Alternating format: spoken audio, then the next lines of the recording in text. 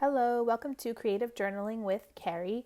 In this video, you'll learn how to brainstorm for writing and illustrating a creative journal post on a topic of choice. Right now, there are a lot of reasons to get started in creative journaling. Journaling has been known to lower stress, help your writing, and keep your thoughts organized. And that is something that is helping me right now, and I hope it helps you too. Also, because we are alive in such a difficult time, you can be a documentarian and document how you are coping with everything. It will also help you get creative, which will make you more expressive.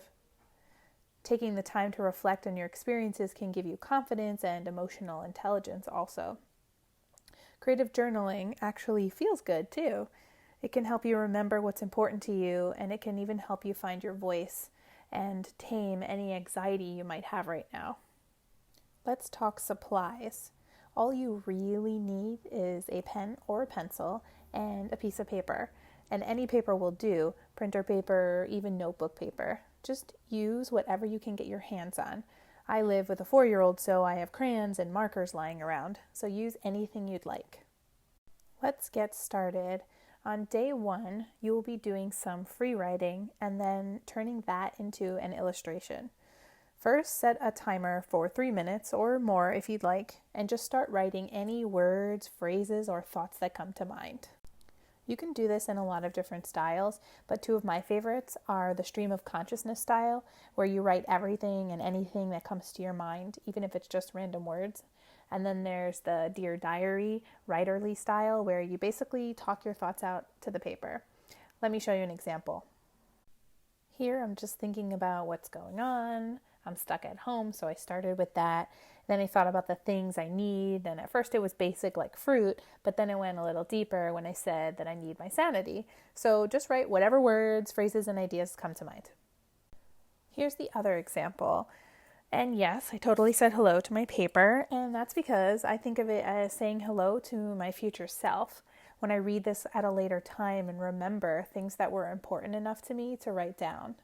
So now you've seen 2 different styles, and if you look down at the bottom right, I spelled a word wrong, but don't worry about spelling and grammar. It's all about getting it out of your head and onto the paper. If you do have spelling or grammar questions, though, you can feel free to message me. Yes, you're now up to step 2, the super fun part. So you've written for a certain amount of time, and you need to find something inspiring now to draw out or illustrate. So what I do is I take a look at my writing and I choose the big ideas.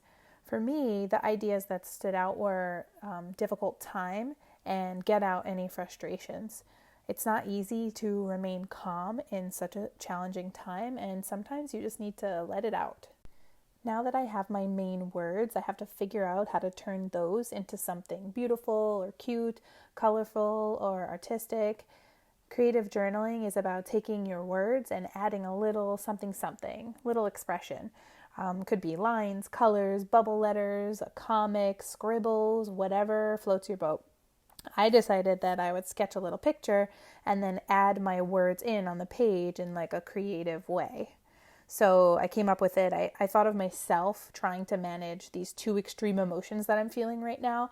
I feel calm, or I want to be calm, but I also feel frustrated. So I drew 2 figures and then figured out where I wanted my text to go on the page. And after I sketched it out, I played a little bit with color. And to me, blue is a very calming color. So I wanted to have a cool, calm sky at the top and then do something more dramatic on the bottom. So I did some more blue, but then later I ended up changing it to a black background with this bold red color that says frustrations.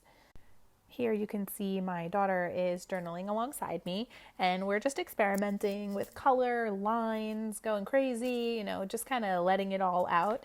And so here is the final product. It's all colored in with the markers that I had at home. So just a thought, I drew mine on a half sheet of paper because after I'm done with journaling for an extended period of time, I usually bind all the sheets of paper into a little mini book. And I can also show you how to do that. So if you want to do it on a half sheet, it makes for like a nice, cute little book. Also, another note, it does not have to look like something that will go up in a museum.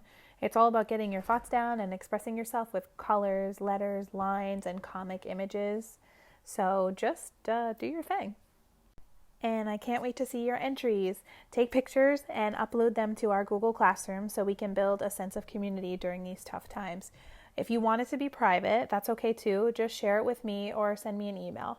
Have fun and keep watching for a bonus 3-minute timer, which is also a song that my friend wrote.